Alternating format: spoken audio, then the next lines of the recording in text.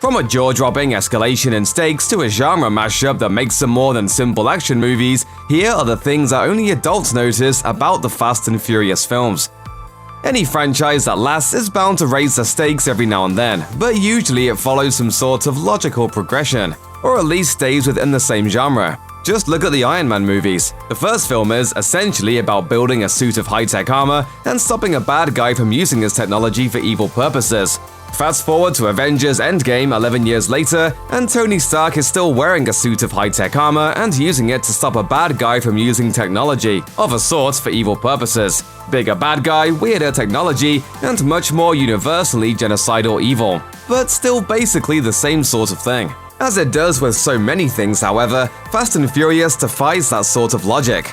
In the first film, Brian O'Connor goes undercover to take down Dom and his crew because they've stolen a truckload of electronics. In Furious 7, Dom's crew is recruited to rescue the world's greatest super hacker from a mercenary warlord who retaliates by launching multiple drone strikes into the heart of Los Angeles. In the movie after that, they literally stop a full-on supervillain from holding the world hostage with stolen nuclear missiles. The spin-off has an actual cyborg super soldier who refers to himself as Black Superman. There are technically still cars involved in some capacity, but that's not exactly a logical progression from where they started. Starts out stealing DVD players in East LA, ends up heisting $100 million in Rio. Not bad, huh? The thing is, you've probably noticed that already, and you've probably even joked about it with your friends.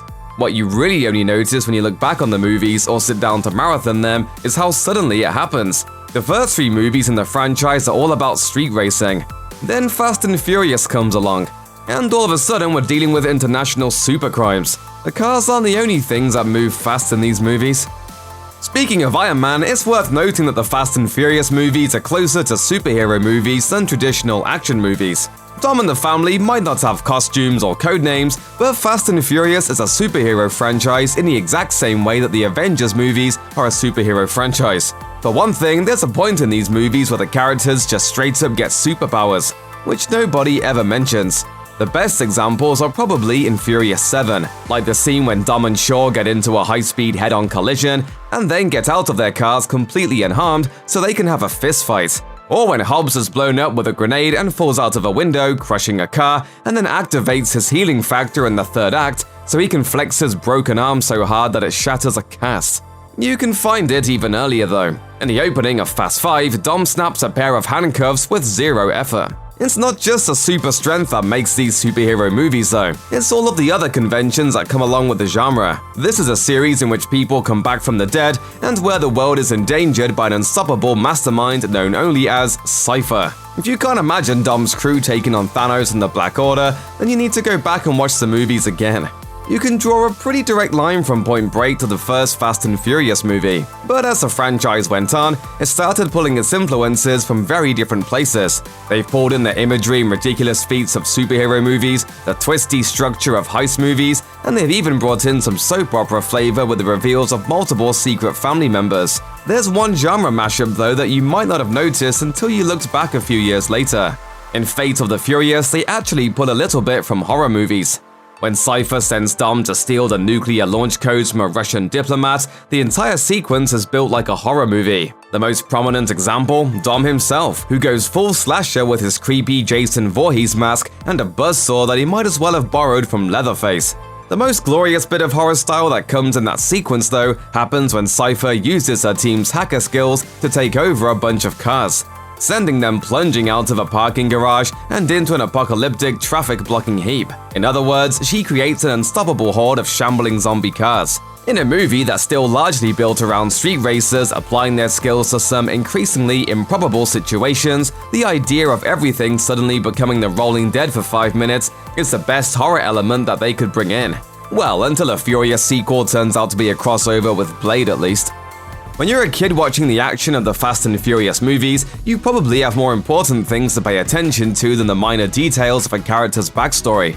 The explosions, for instance, tend to draw the eye more than, say, a mention that Dom used to be a professional race car driver before he turned to crime. As a result, there are a lot of details that might have gone right past you as the film moved on to more important, more flammable matters. When you do notice them though, they're more than a little weird. Case in point, Luke Hobbs, played since Fast 5 by Dwayne "The Rock" Johnson. If you paid attention when he first showed up, you might have caught that he was part of the Diplomatic Security Service, which makes perfect sense, right? It sounds suitably governmental, so it's easy to just go along with the idea and assume that the DSS is something along the same lines as the FBI or CIA. Well, it is, and it kind of isn't. In the real world, the DSS is a division of the State Department, and while it is in fact a law enforcement agency that conducts criminal investigations, that's not really its primary focus. Rather than tracking down escaped fugitives in foreign countries, the DSS is mostly geared towards providing security for diplomats. They do deal with counterterrorism on occasion, but mostly with regards to threats to embassies. The organization was formed after the 1983 bombing of the embassy in Beirut. Considering that Hobbs first appears going after Dom Toretto for escaping from a low-security prison for mostly non-violent offenders, it doesn't quite fit with his remit. As a kid, you probably just assumed that movies with multiple sequels are probably following some sort of plan. And to be fair, as far as FNF goes, that's probably the case now. After all, the movies had the same screenwriter from the third movie to the eighth.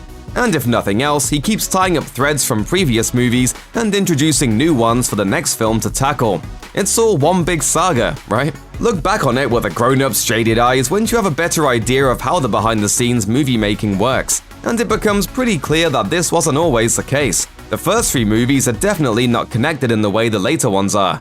And more than anything else, it feels like there was an attempt to reboot that just did not work. Part of that comes down to star Vin Diesel. While he'd eventually become one of Hollywood's biggest franchise players thanks to the Fast Saga and Guardians of the Galaxy, there was a time when Diesel wasn't a big fan of sequels. He even turned down $25 million to appear in Too Fast, Too Furious, only returning to the franchise once he became a producer and after regaining ownership of the Chronicles of Riddick franchise in return for his cameo in Tokyo Drift. Because of all that, the FNF films abandoned the principal cast and instead went to Japan for the Fast and Furious Tokyo Drift, which definitely seems like an attempt to reboot FNF as a brand for street racing movies. Needless to say, it didn't really work out. And after Tokyo Drift ended up as the lowest grossing movie in the franchise, FNF was rebooted back to the original premise, with Diesel, Paul Walker, Jordana Brewster, and Michelle Rodriguez returning. Thank you for bringing Letty home. And most of all, thank you for fast cars. In the main series of Fast and Furious films, the crew has mostly taken on normal human beings, or at least what passes for normal human in a world where someone can catch a torpedo with his bare hands and then redirect towards someone else. In the spin-off Hobbs and Shaw, though, they needed to come up with an antagonist that could present a believable threat to both The Rock and Jason Statham.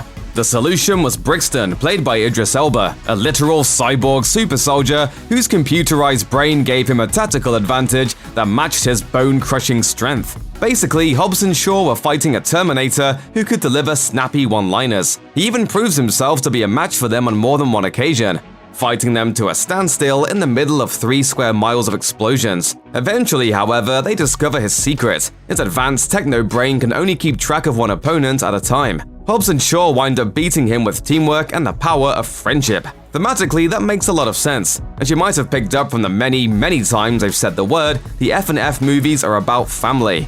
And coming together to defeat an otherwise overwhelming threat resonates with that.